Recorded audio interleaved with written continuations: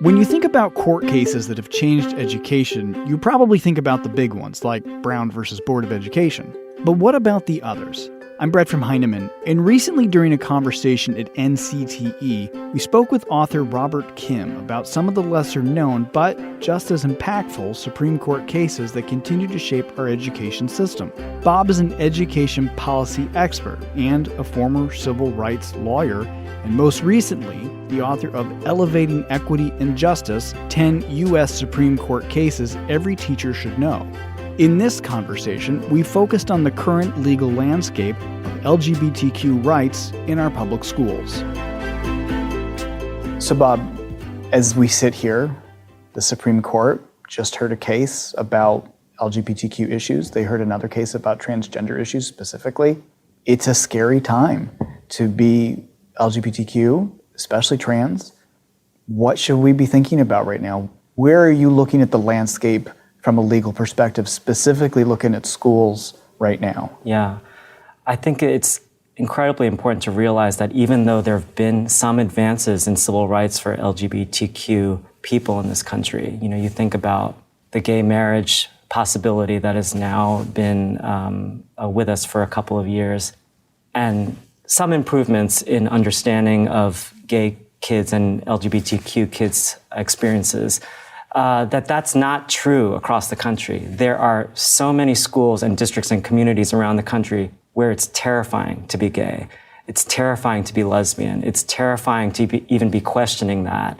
And for trans kids especially, we know that there's very few schools and districts around the country where they can live their lives, be called how they want to be called, and have their gender identity be respected in terms of how they navigate the school. So it is incredibly dangerous for many LGBTQ kids to be a student in this country. And so that's where the law has got to come into play to protect them in cases where there are not the adequate supports or protections in the community. If we look to what's currently in play legally, the U.S. Supreme Court has just heard a bunch of cases in the employment context, not in the school context, but in the employment context, in which the question is, does sexual orientation or transgender status have recognition within the federal employment law called Title VII? The reason why that's so important for schools is because Title VII is a so-called sister statute to Title IX, which is the education statute covering sex discrimination in schools.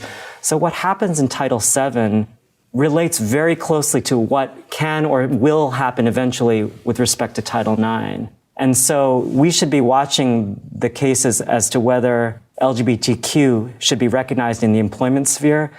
We as educators should be watching that really closely to see whether students will be protected based on their LGB status or their transgender status in the school setting. And that will become much clearer to us when the Supreme Court rules about this in the middle of next year. And again, as I've asked you in other podcasts, I'm a teacher listening to this. What is my takeaway? What should I be thinking about tomorrow as I walk into my classroom?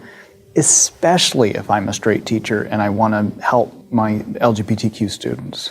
The studies show that supporting LGBTQ kids does not have to be complicated. Even something as simple as having an ally sticker, some demarcation that makes all the kids know, regardless of whether somebody's going to come out to you or not, just to know that you're an ally for those kids can be incredibly powerful, especially in schools where there are no such visible signs of support for LGBTQ students. So being an ally and just subtle things to let them know that you're a person that they could talk to, whether or not they actually do. Right, yeah. That you are someone that could be approached so that someone could self-identify to you, I think that's incredibly important.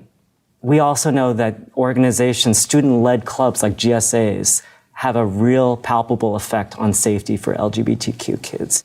Consider starting a GSA in your school if one doesn't exist. Consider being a faculty sponsor of a GSA. Those are cropping up all over the country. They now exist in the hundreds, probably even thousands by now, and are a real great way to create safe spaces for kids. For transgender students especially, we know that they are at incredible risk of violence at the hands of other students or other people in the community. So it's especially important that we make it clear that trans kids are accepted in schools.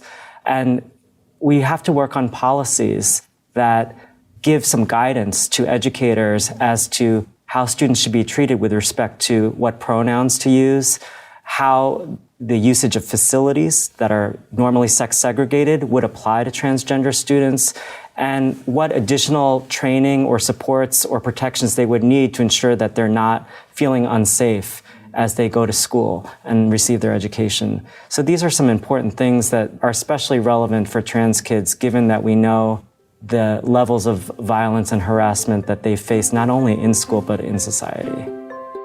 Our thanks to Bob for his time. You can follow Bob on Twitter at Bob_Kim and learn more about his work at blog.heinemann.com. The Heinemann Podcast is a production of Heinemann Publishing. It is produced and edited by Steph George. Sound mixing by Steph George. Our creative producer is Lauren Audette. And our executive producer is me, Brett Whitmarsh. To learn more about the Heinemann Podcast, visit blog.heinemann.com. Thanks for listening.